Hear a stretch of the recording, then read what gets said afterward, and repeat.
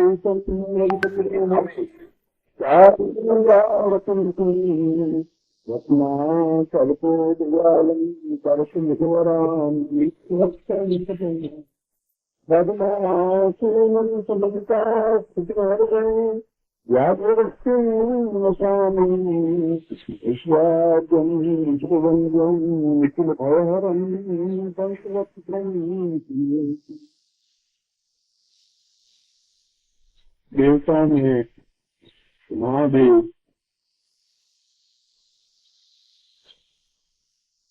जो देवता और भूतों प्रेतों में समान रूप से लोकप्रिय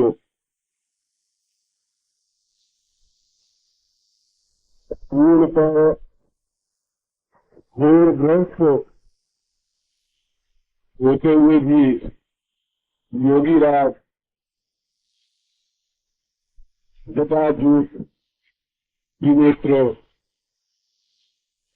भस्म लगाए हुए रामदेव को दहन करने वाले गौरी प्रिय भगवान शंकर को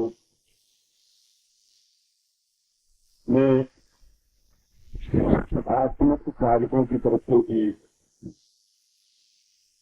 वंदन करता हूँ कि वे आप सबको अभय करें, मुक्ति युक्त बनाएं।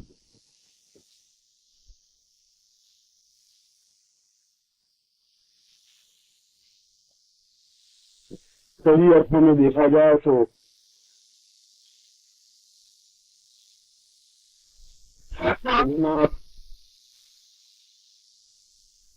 भगवान शंकर के मुकाबले अन्य कोई आनंददायक साधना और स्थिति नहीं। एक ऐसा देवता जो अपने आप में संहार का प्रबल प्रमुख देश ब्रह्मा जहाँ उत्पत्ति करता है, विष्णु पालन करता है, उसी देश में योगी भी रह सकता है। और घोर ग्रस्त में रहते हुए भी योगी बने रहना बहुत कठिन है, क्योंकि दोनों ही अलग अलग रास्ते हैं। योग का रास्ता और संन्यास का रास्ता अपने आप में बिल्कुल एक अलग है। जहाँ आदमी सतत 20 रात मध्य रहने वाला मृत्युंजय निर्भय होता है, वहाँ ग्रस्त को कब तक पर समझौता करना पड़ता है, प्रत्येक बात को सोच विचार करके बोलना पड़ता है, सामाजिकता का ध्यान रखना पड़ता है, कटुवाक्य भी मधुरता के साथ बोलना पड़ता है। इस प्रकार दोनों ही जीवन अपने आप में पूर्ण जीवन है और दोनों ही अपने आप में विपरीत। जो गृहस्थ है, जो भोगी है, वो योगी नहीं बन सकता, और जो योगी है उसके साथ भोग शब्द नहीं जुड़ सकता।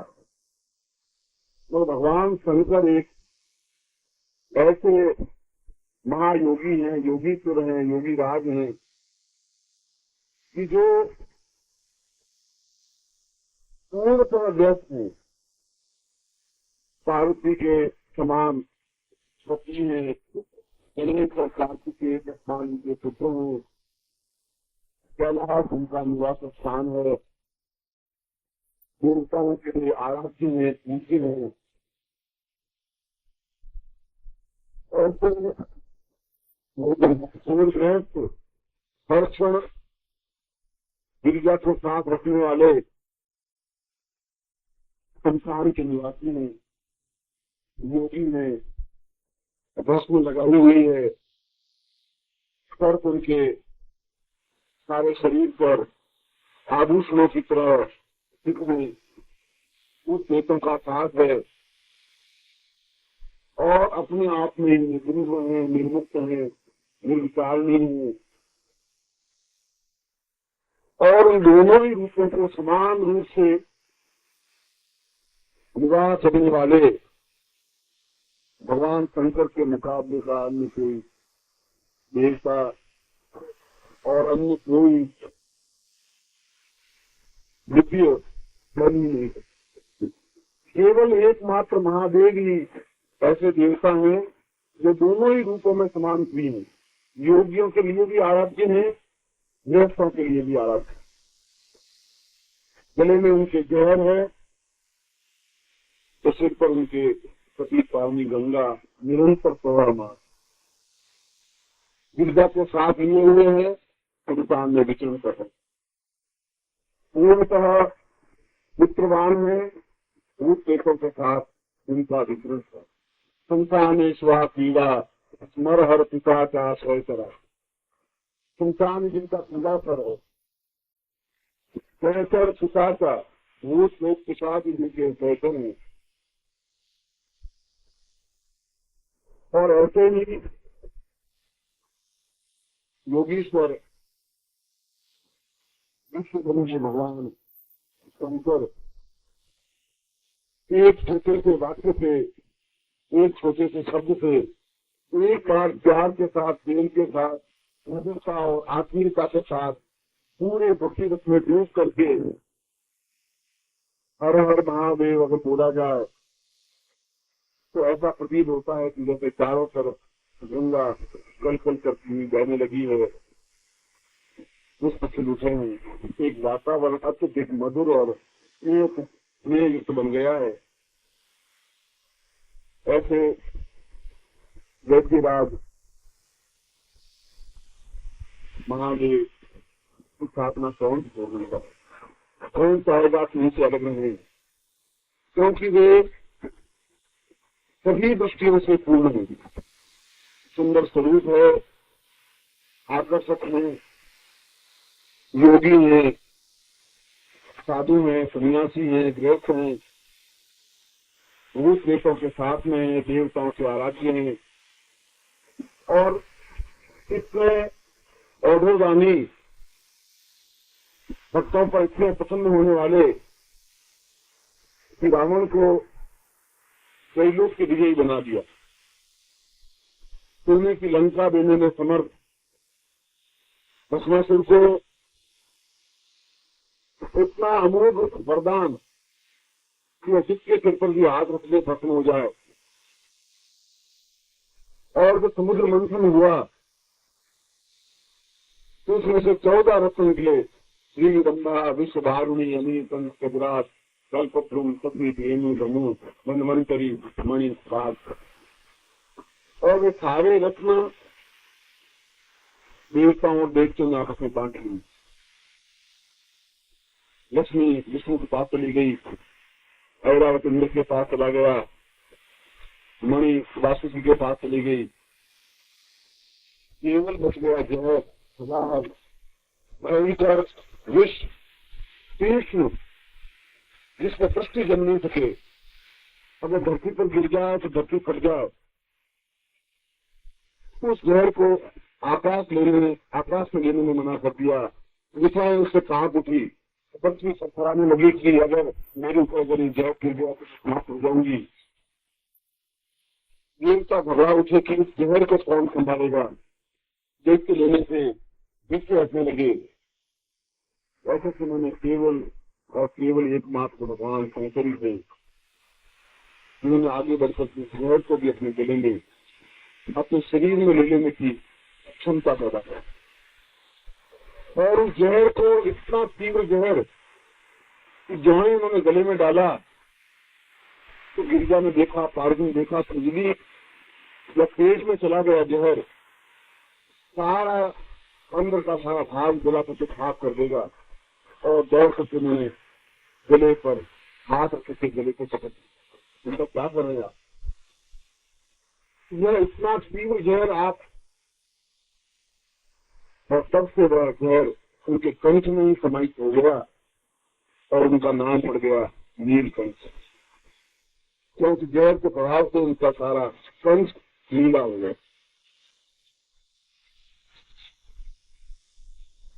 ऐसे दूसरों की सहायता करने वाले उपकारी,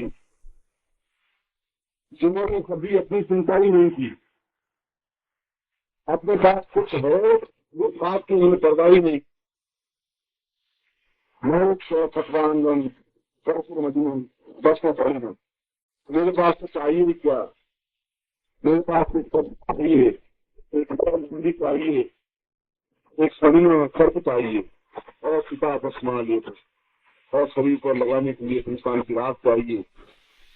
मगर इसका भी एक प्रतीक है कि आदमी कितना ही व्यस्त रहे मगर उसको संतान और वैराग्य याद रहना चाहिए कि मेरी अंतिम करने की वो संतान है, वो वैराग्य है।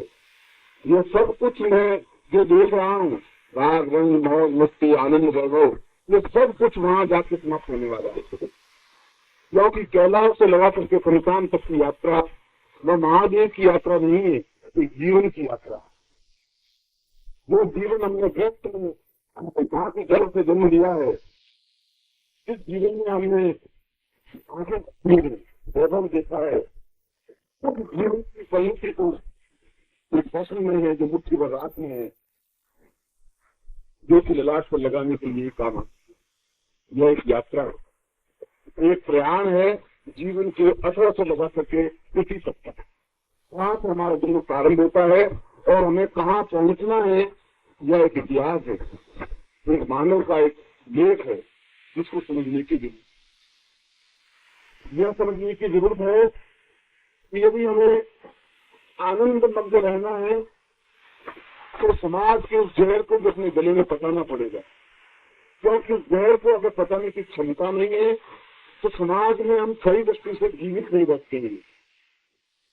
सब कुछ समर्थमान होते हुए भी पौरुष बल व्यर्थ सुख सौभाग्य ऐश्वर्य सब कुछ प्राप्त होते हुए भी समाज के उस जहर को तो पकाना ही पड़ेगा, पीना ही पड़ेगा। और जो नहीं पिएगा वो अपने आप ही समाप्त हो जाएगा। क्योंकि उसका नाम देवता तो हो सकेगा, महादेवता भी। महादेव से उसी को कह सकेंगे।